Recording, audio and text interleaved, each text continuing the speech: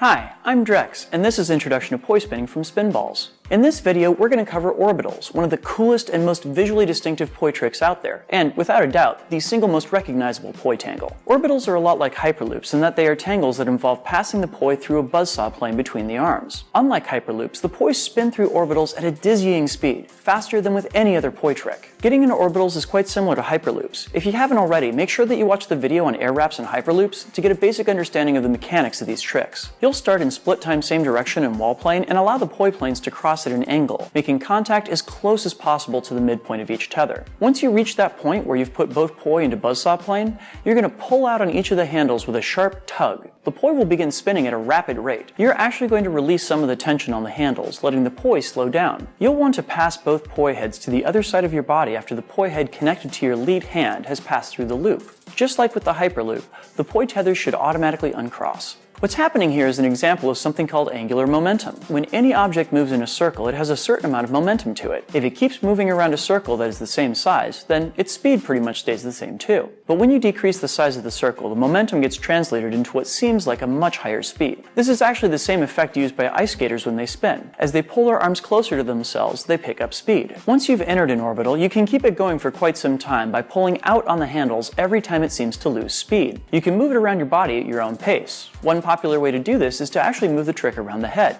Hence the name of the trick. You can get it to orbit around your body. So clearly, there's a lot going on here, and there are more than a few places where something can go wrong.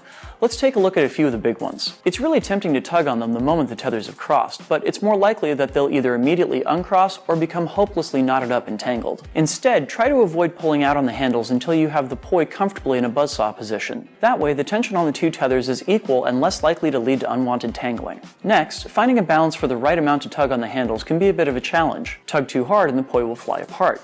Tug too lightly, and the orbital will never even get started. I tend to find that only pulling the handles until I feel resistance is the way to go. This also applies to any time you pull out on the handles to keep the move going. Finally, finding the exit can be confusing given that the two poi heads look incredibly similar. One helpful trick I've found is to put the different poi heads on different color settings, so they're easy to tell apart. The one connected to my right hand is red, so I know as I go through an orbital and slow down to exit that I need to get both poi over to the right side of my body when the red poi passes between my arms. It should also be said that even to this day when I'm performing, I try and make sure that the side of the orbital that I'm meant to exit on is always on the side of my body that's faced away from the audience.